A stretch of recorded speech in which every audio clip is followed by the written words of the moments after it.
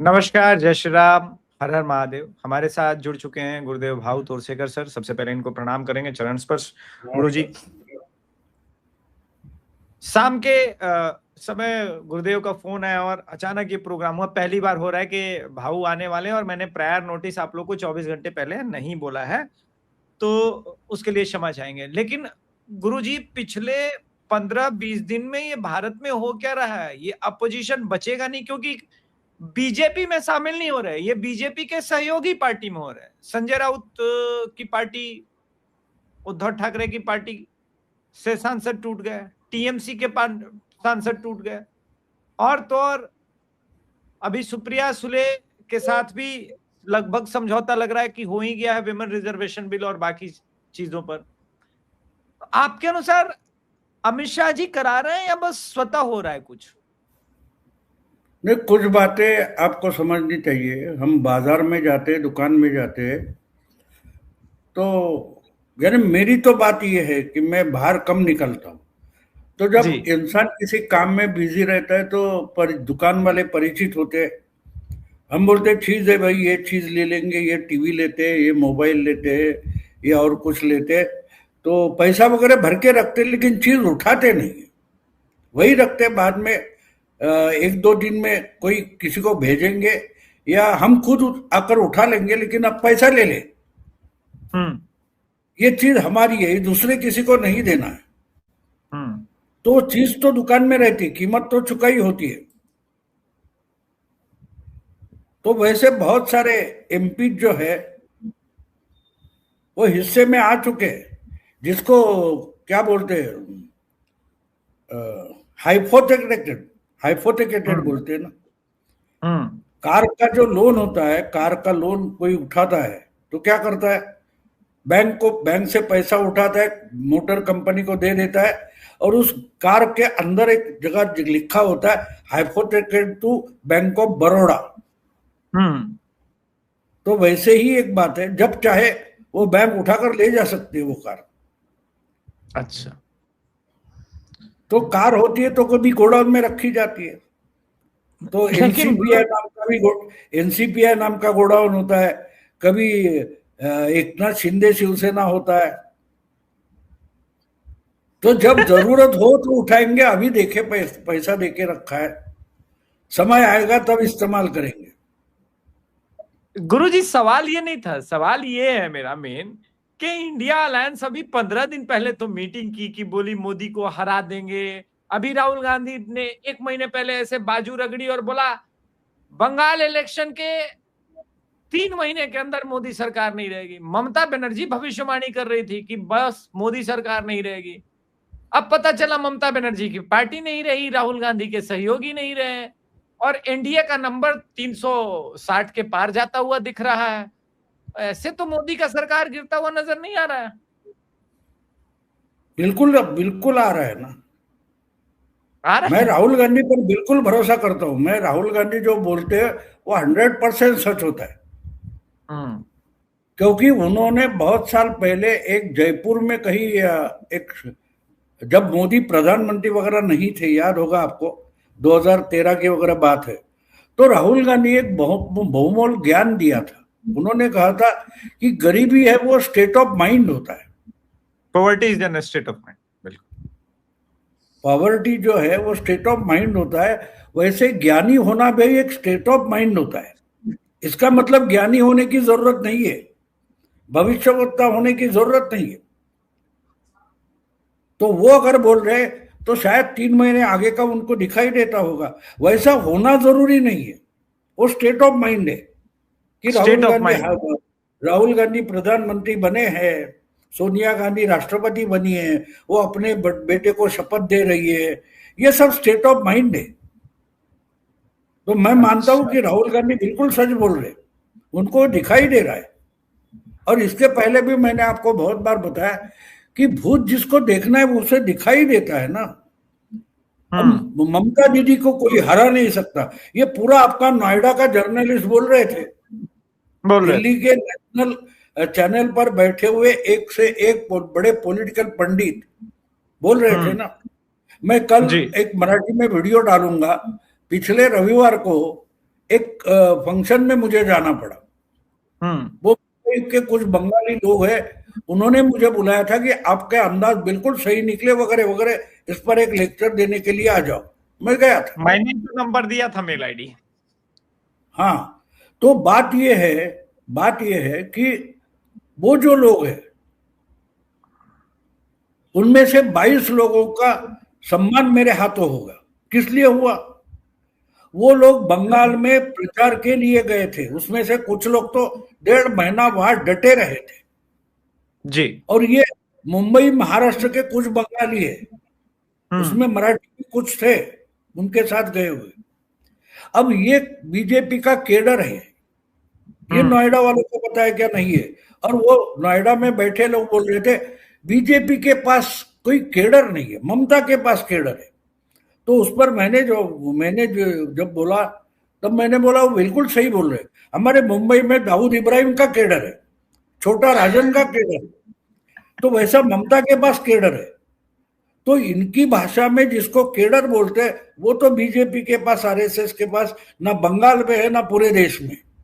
उनका केडर अलग होता है, और नोएडा में बैठे हुए या जो बड़े बड़े पॉलिटिकल पंडित है उनका केडर शब्द का अर्थ अलग होता है। तो इसलिए राहुल गांधी जो बोल रहे हैं बिल्कुल सही है, वो स्टेट ऑफ माइंड होता है। वो आपका राजीव रंजन तो 4 मई को 4 बजे तक मान ही नहीं रहा था, और स्टेट ऑफ माइंड है, स्टेट ऑफ माइंड है। तो आपके सामने आकर सच्चाई खड़ी हो जाए तो भी आप नहीं मानोगे, क्योंकि स्टेट ऑफ माइंड। मैं अगर देखता नहीं और मैं मानता नहीं तो तुम हो कहा, ये होता है ना। बिल्कुल। तो राहुल गांधी बोल रहे हैं मैं गलत नहीं मानता। हाँ, हमको जरा वो समझ लेना जरूरी है कि राहुल गांधी बोल रहे हैं। तो एक बात हो जाए, देखो अमिताभ बच्चन के बड़े बड़े फेमस डायलॉग है, और लिखने वाला तो जावेद अख्तर ही था ना। बिल्कुल। लेकिन अगर जावेद अख्तर जाकर लोगों के सामने वो डायलॉग पेश करने की कोशिश करे तो उसे उतना भाव नहीं मिलने वाला। क्यों? क्योंकि वो डायलॉग अमिताभ बच्चन का है, उनकी आवाज में, उनकी स्टाइल में, उनकी एक्टिंग के साथ उसको जोड़ना पड़ता है, वरना डायलॉग तो जावेद अख्तर का है, वो लिखा हुआ है, कोई बड़ी बात नहीं। तो राहुल गांधी जो बोल रहे हैं वो सच करने के लिए बड़ी मेहनत करनी पड़ेगी, और मेहनत के लिए तो कोई नहीं है, ना उद्धव ठाकरे है, ना ममता है, ना और कोई है, ना खड़गे है। हाँ, बर्थडे वगैरह करेंगे, केक काटेंगे, सब कुछ करेंगे, मेहनत नहीं करेंगे। तो ये तो होता रहेगा। और सबसे बड़ी बात यह है कि बीजेपी तोड़ रही है, क्योंकि बीजेपी को 2/3 बहुमत की जरूरत है वगैरह वगैरह थीसिस मैं सुन रहा हूं, 1 महीने से सुन रहा हूं कि ये तोड़ेंगे वो तोड़ेंगे। अरे तोड़कर अगर एक भी बीजेपी में नहीं आ रहा है। अब आपको एक और बात मालूम होनी चाहिए कि जो मनी लॉन्ड्रिंग वगैरह हम बोलते हैं, ब्लैक मनी बोलते हैं, उसके लिए सेल कंपनियां होती है ना।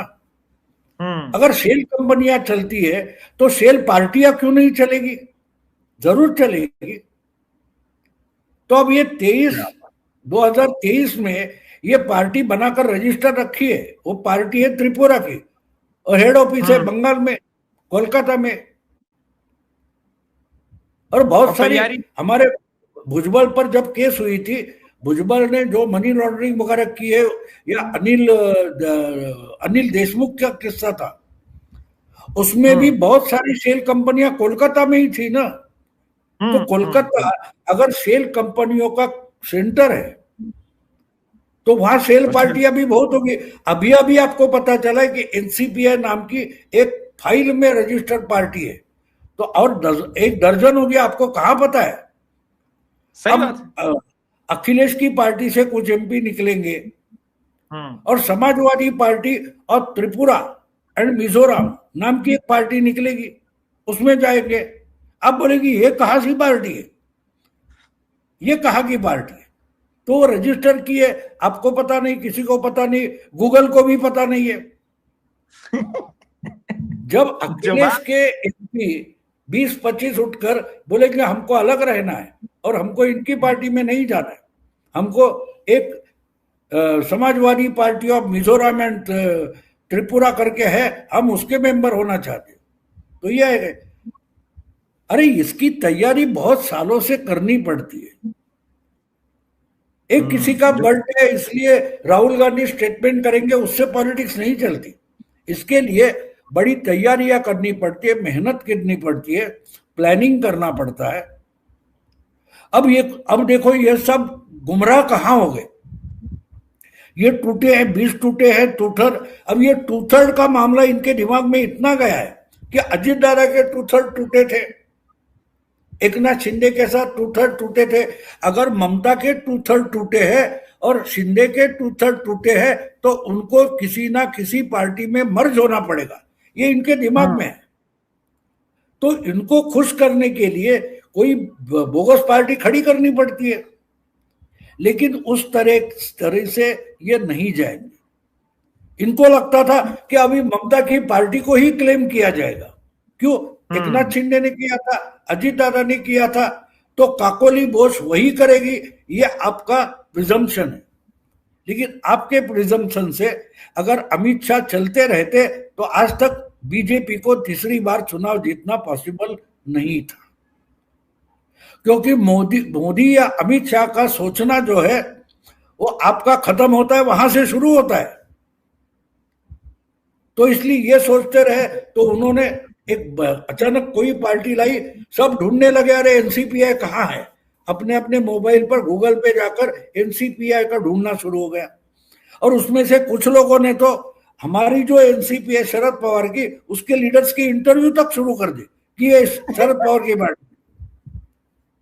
ये एक बात भूल जाते हैं कि अरे यार, ऐसे लीगल मामले में अमित शाह जो कुछ करने वाले हैं उसमें कानूनी सलाहकार कपिल सिब्बल नहीं होते। अमित शाह का गाइड करने वाला लीगल जो कंसल्टेंट है वो अभिषेक मनु सिंघवी नहीं होता। वो मुकुल रोहतगी होते और हरीश साल्वे होते, और वो लंदन में बैठे। ठीक बात। खबरों में दिखाई नहीं देंगे, खबरों में रोज कटोरा लेकर किसी ना किसी बेंच के सामने खड़े हैं कौन? कपिल सिब्बल। आपको लगता है कपिल सिब्बल कोई बड़े वकील नहीं है, ही इज फिक्सर।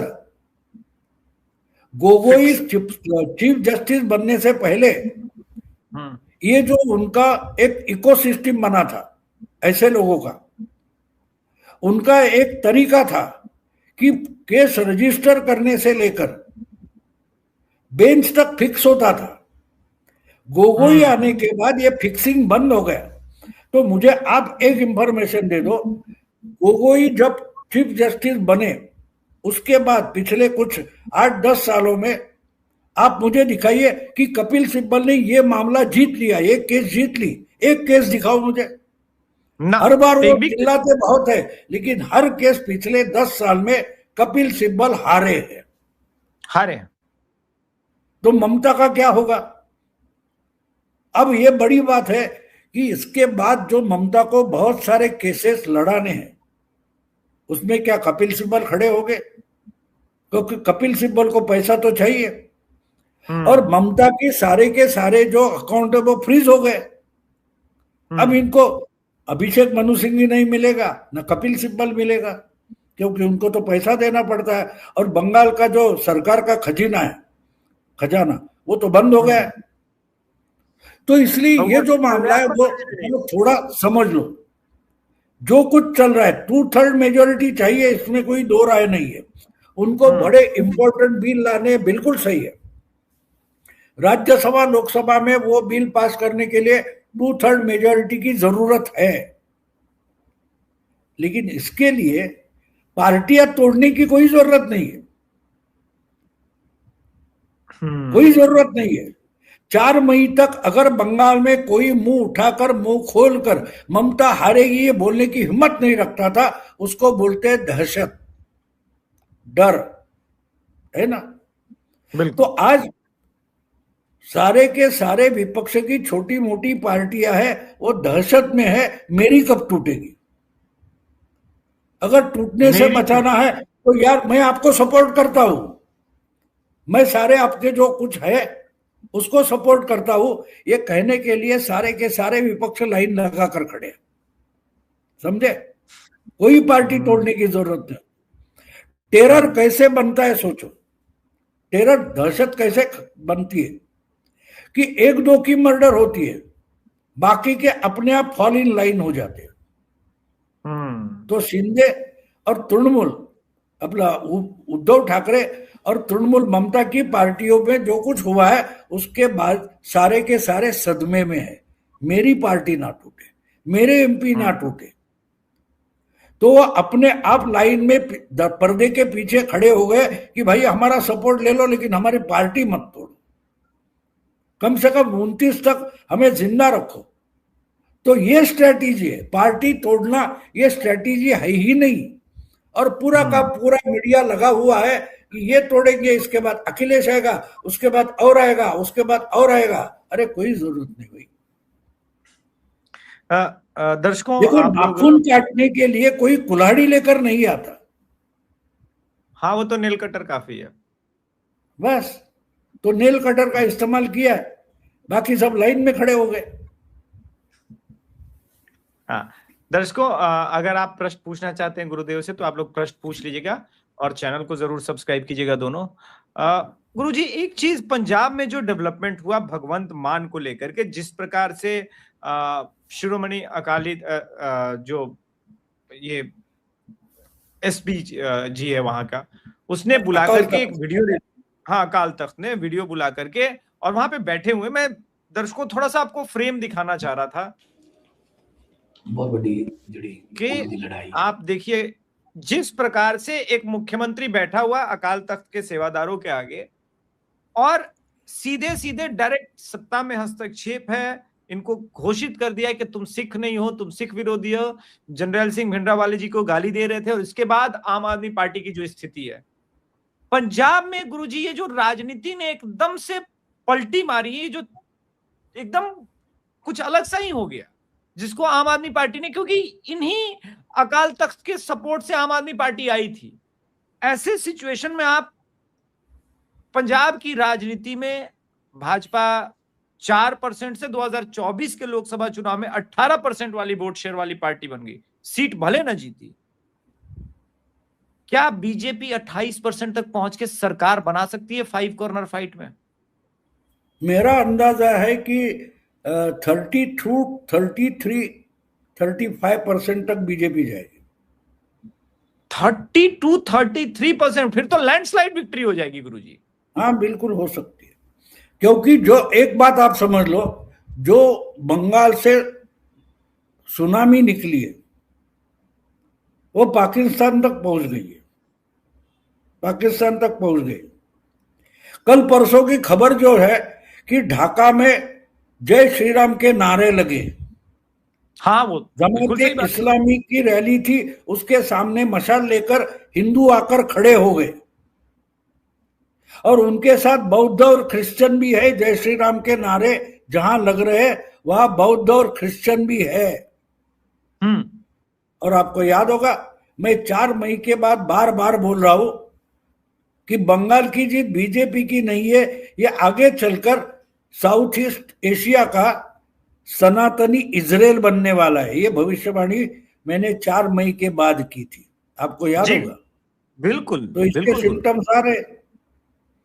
अब बहुत सारी बातें होती है, बहुत सारे लोगों को लगता है कि भाऊ बोलता है कि बंगाल एक हो जाएगा, पंजाब एक हो जाएगा। जो एक्चुअली बंटवारा हुआ, डिवीजन हो गई, विभाजन देश का, तो 2 प्रांतों का बड़ा जो डिवीजन हो गया, उसमें एक बंगाल है और दूसरा पंजाब है। तो मैं मानता हूं कि अमित शाह या नरेंद्र मोदी का या संघ या बीजेपी का दूरगामी जो टारगेट है वो पहले अखंड हिंदुस्तान से पहले ये 2 जो बड़े प्रांत थे वो पहले एक करना। तो इसमें बांग्लादेश में अगर 10% हिंदू है, जो कुछ है, उनके साथ वगैरह कोई क्रिश्चियन बुद्ध, तो वो मिलकर ज्यादा से ज्यादा 12-13% होते। लेकिन इन्होंने हिम्मत दिखाई, तो हिम्मत दिखाई है, इसका मतलब उनके मन से जिहादी या जमाते इस्लामी का डर कम हो गया है। और जब ये डर कम हो जाता है, ये टक्कर देने को खड़े हो जाएंगे, तो जो मेरी जानकारी है पूरे बांग्लादेश में 60 लाख से ज्यादा एक्स मुस्लिम है जिनको इस्लाम से छुटकारा चाहिए। अगर बुद्ध क्रिश्चियन अगर हिंदुओं के साथ आकर खड़े होते जय श्री राम कहने के लिए, तो एक्स मुस्लिम कई लाख है। अगर बंगाल में, पश्चिम बंगाल में जो एक्स मुस्लिम है उनके पीछे शुभेंदु अधिकारी खड़ा हो जाता है, ताकत लगाकर खड़ा हो जाता है, तो उसकी ताकत अपने आप ट्रांसफर हो जाती है बांग्लादेश में। क्योंकि बंगाल के एक्स मुस्लिम और बांग्लादेश के एक्स मुस्लिम, इनमें एक दूसरे से कनेक्टिविटी है। अब कहां से कुछ पूछो मत, कुछ जानकारियां मैं आपको जितना सेफ है उतना ही बताऊंगा, उससे ज्यादा नहीं बताऊंगा। बिल्कुल बिल्कुल। तो अगर इतने लोग इकट्ठा हो जाए तो पहली बात है जमाते इस्लामी को दहशत में लाना पड़ेगा। और इसकी ढाका में जो हुई वो शुरुआत है, समझो आप, शुरुआत है। तो अगर यहां होता है तो पंजाब कौन सी बड़ी बात है, पंजाब में हो जाएगा।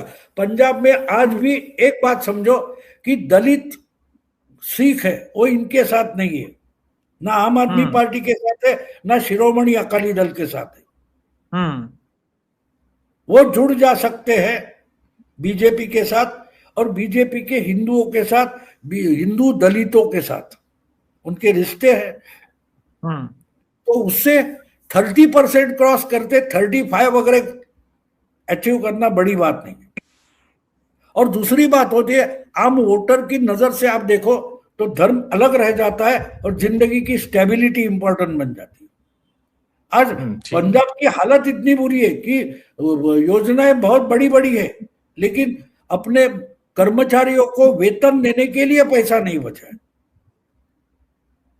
तो पहली तो बात सीधी है कि अगर बीजेपी की गवर्नमेंट आ जाती है या बीजेपी की मिश्र गवर्नमेंट आ जाती है तो पंजाब के सारे कर्मचारियों को समय पर वेतन मिलना शुरू हो जाएगा। तो ऐसे जो लोग हैं बीजेपी लाने के लिए इच्छुक, उसमें पंजाब के सरकारी कर्मचारी आ जाते हैं। तो वो अपने आप में बीजेपी के चुनाव के लिए प्रचार कार्यकर्ता बन जाते हैं। ये सब मामले छोटे छोटे लगते हैं।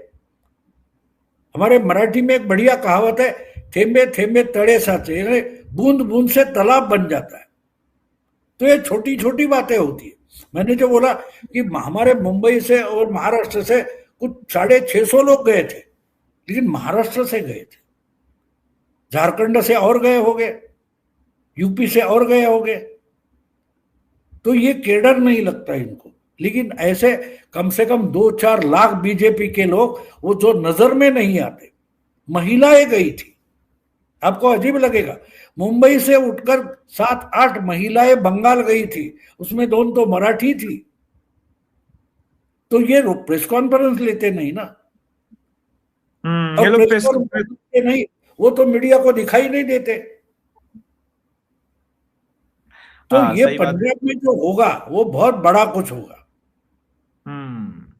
बड़ा कुछ होगा। अगर पंजाब में एक ऐसा सिचुएशन आ जाए कि या तो बीजेपी की सरकार बने या बीजेपी के बिना किसी की सरकार ना बन रही हो तो राष्ट्रपति शासन लगे, तो फिर तो पहली बार ऐसा होगा कि पूर्वी पाकिस्तान और पश्चिमी पाकिस्तान दोनों घिर जाएगा। क्योंकि इन्हीं 2 बॉर्डर एरिया पर कंट्रोल के कारण भारत के अंदर अमेरिका भी काफी अनस्टेबल करने का प्रयास कर रहा था। क्या नरेंद्र मोदी जी थोड़ा टाइम ले रहे हैं और वेट कर रहे हैं सही समय का, क्या अप्रोच लाइन बढ़ाया जाए? क्योंकि पहली बार हम अमेरिका में अभी गए थे, तो वैसे मैं ट्रंप की बातों को सीरियसली नहीं लेता, लेकिन जिस प्रकार से मेलोनी के प्रति उसका भाव रहा और झूठ बोला, लेकिन मोदी जी से अलग प्रकार का इस बार उसका बिहेवियर रहा। नहीं, मैं जितना संजय राउत को रिफर करता हूं उतना ही ट्रंप को करता हूं। दोनों में मैं फर्क समझता ही नहीं, दोनों में फर्क नहीं समझता। और मोदी जी की एक बात, आपने वो लैडर और सांप का खेल है ना, जिसको सांप सीढ़ी का खेल मानते हैं, तो उसमें एक देखना पड़ता है कि कितनी भी सीढ़ियां आसान लगे, लेकिन अगर सांप का मुंह सामने है तो संभाल के खेलना पड़ता है, नहीं तो सीधा 90 से ज्यादा हो तो 8-9 पर आप पहुंचते हो। तो मोदी जी उसमें बहुत संभाल कर खेलते कि सीढ़ी मिले तो चढ़ना है, लेकिन सांप के मुंह में नहीं जाना है। तो इसको टाइम लगता है तो लगने दो, कोई बात नहीं, टाइम हमारे पास है। टाइम तो हमारे पास इसलिए ये जो लॉन्ग टर्म प्लान है, वो लॉन्ग टर्म प्लान सक्सेसफुल करना है, दिखाने के लिए नहीं।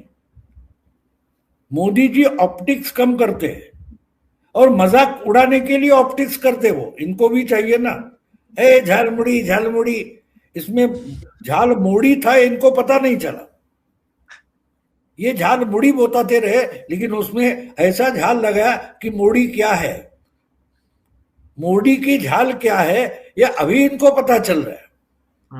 तो लोग दिखाने के लिए क्या करना है और परिणाम के लिए क्या करना है, ये मोदी बिल्कुल अच्छी तरह से जानते हैं, और वो प्लान बनता है तो उनकी टीम है। दिखने में हमको मोदी शाह दिखाई देते, लेकिन 15-20 लोगों की टीम है, वो सामने नहीं आएंगे आपके, वो पीछे बैठकर सब कुछ करते रहते और ये परफॉर्म करते। 3100 लोग लाइव देख रहे हैं, आप लोग चैनल को सब्सक्राइब कर लीजिएगा। प्रश्न शुरू करते हैं गुरुजी से लेना। यूपी में किसान, बिजली, राम मंदिर, चोरी, यूजीसी के बहुत सारे मुद्दे हैं जिसके कारण बीजेपी हारेगी। मैं यूपी से हूं, अगर आपके कांटेक्ट है तो बीजेपी वालों को बताएं कि बंगाल के नशे से बाहर निकले। ए विजन, सबसे पहले मैं एक बात बताता हूं, अगर आपको ऐसा लगता है कि आपके पास जानकारी है और संघ के पास जानकारी इन सब मुद्दों की नहीं है, तो यही हम चूक जाते हैं। हमें लगता है कि हम गिलहरी से अधिक है नहीं, हमारा यूट्यूब के अलावे कोई योगदान है नहीं। और एक बात, जो एथेनॉल का मुद्दा है, क्या वो योगी जी को इंपैक्ट करेगा? हमको ये भी कैलकुलेट करना पड़ेगा, क्या वो कैसे कर रहा है एथेनॉल के मुद्दे पर। मुझे लगता है कि सरकार भी संज्ञान लेगी, ऐसी कोई बात नहीं है, हमें थोड़ा सा टाइम देना पड़ेगा। गुरुजी, आप कुछ कहना चाहते हैं इस मुद्दे पर? नहीं, एक बात होती है, एक आप बात समझो कि कॉमन मैन जो रास्ते पर का होता है ना, वो प्रायोरिटी बेसिस पर काम करता है। एक एक्सीडेंट हो जाता है कार का, तो परिवार का हर कोई व्यक्ति इंपॉर्टेंट होता है, लेकिन उसमें जो ज्यादा से ज्यादा घायल होगा उसके लिए पहले काम करते हैं। जिसको खरो चाहिए इसको बाद में रखेंगे, लेकिन जिसका ब्लीडिंग हुआ है, हिमरेज हुआ है, या उसमें छोटा बच्चा है जिसकी जान खतरे में, इस लेवल पर आम आदमी काम करता है। डॉक्टर जिस ढंग से अस्पताल में काम करता है वैसा फर्स्ट एड वाला काम नहीं करता। फर्स्ट एड वाला इतना जानता है कि इसको अच्छा डॉक्टर अस्पताल मिलने तक, दवाखाना मिलने तक जिंदा रखना है। तो बंगाल में हमने जो देखा है वो समझना जरूरी है। बंगाल के लोगों ने बाकी सारी बातें अलग अलग रखी और उन्होंने तय किया कि हमको सबसे पहले प्रायोरिटी क्या है, तो हमको हिंदू रहना है, हमको मुस्लिम होना नहीं है। हमको जो बंगाल है वो बांग्लादेश में बुलाकर पूरे लोगों को जिहादी नहीं बनाना है। तो ये प्रायोरिटी बन जाती है। आज जो यूपी में हम देख रहे हैं जिस ढंग से, अरे अचानक से आप जो बोल रहे हैं, एक समझो कि जिस ढंग से ये मंदिर वगैरह बनाने लगा अखिलेश यादव, हनुमान चालीसा निकालने लगा, हनुमान के फोटो लगाने लगा, राम मंदिर की बातें करने लगा, तो वो सोचो कि ये क्यों कर रहा है। तो आपको तब पता चलेगा कि प्रायोरिटी बेसिस पर वोटर जा रहा है। ये अखिलेश के भी समझ में आया है, तो क्या बीजेपी वालों के समझ में नहीं आया? जरूर आया, उस पर काम करेंगे। Abhishek is good channel, talk about geopolitics. Geopolitics से भी प्रश्न लिया है। परिसीपन बिल के साथ साथ लोकसभा चुनाव और विधानसभा चुनाव 2027 में होंगे। नहीं, मैं नहीं मानता योगी जी का ऐसा कोई प्लान है। 2019 में ही जो भी वन नेशन वन इलेक्शन के आगे की चीजें होंगी 2029 से ही होगी। मोदी जी को अभी गुरुजी ने बोला मोदी जी जल्दी में नहीं है। ठीक है, ठीक है। दैनिक भास्कर का एक ओपिनियन पोल आया है जिसमें बीजेपी को 264 और 136 समाजवादी पार्टी को। आपका क्या कहना है? देखिए, पहले तो टू अर्ली ये पोल है, अभी तो उत्तर प्रदेश की राजनीति शुरू भी नहीं हुई, अभी तो तापमान भी नहीं हुआ। तो मैं ऐसे पोल को रिजेक्ट इसलिए कर रहा हूं क्योंकि अभी टू अर्ली है। बाकी गुरुजी ने तो एक अलग भविष्यवाणी की है, और वो भविष्यवाणी मैं मानता हूं उसके लिए आपको भाऊ का, गुरुजी का वो चैनल का एपिसोड स्पेशली जाकर के देखना होगा। सर्च करने में थोड़ा मुश्किल लगेगा, तो मुझे टाइटल याद आएगा तो मैं आपको बता दूंगा कल तक। लेकिन उसमें गुरुजी ने एक बात कही है कि अखिलेश यादव तेजस्वी यादव बनने वाले, वो एपिसोड है हिंदी वाले चैनल पर, आप जाइए। मैं मानता हूं कि अखिलेश मायावती से भी नीचे जाएगा। मायावती 2 नंबर की पार्टी बन सकती है, ये आज 6-7 महीने पहले मैं बोल रहा हूं। अरे बाप रे बाप। मायावती 2 नंबर की पार्टी बन सकती है, अखिलेश उससे भी नीचे जाएगा। समझो अखिलेश 50 है तो मायावती शायद 60-70 तक जा सकती है। और अगर ऐसा, ये जो ठीक है 300 के आसपास योगी बाबा रहेंगे। कांग्रेस हमेशा जैसे भी ज्यादा से ज्यादा अच्छा हो गया तो 25 तक जाएंगे, इससे ज्यादा नहीं कांग्रेस जाएगी। बिल्स कानून पास करवाने के बाद सब एमपी को कहीं फेंक देंगे, लेकिन वो तो बीजेपी में है ही नहीं, वो तो एनडीए में है, वो एनडीए में रहेंगे, वो तो बीजेपी में है ही नहीं, किसी को क्यों फेंकना है। ठीक है, ये हो गया। और 1-2 प्रश्न है वो मैं ले लेता हूं, बस हो गया, आधा घंटा हो गया है। गुरुजी से मैंने आधे घंटे का टाइम लिया था, तो आधे घंटे हो गए हैं। आप लोग चैनल को सब्सक्राइब कर लीजिएगा, वीडियो को लाइक कर लीजिएगा। प्रतिपक्ष और प्रतिवाद मराठी सुनने वाले को तो पहले से पता है, लेकिन अब हिंदी भी आता है गुरुजी का, तो वहां पे देखिएगा। उत्तर प्रदेश में भी योगी जी का कोई विकल्प नहीं है। तो ठीक है, आज के संस्करण में इतना ही। कृपया चैनल को सब्सक्राइब कीजिए, वीडियो को लाइक कीजिए। धन्यवाद।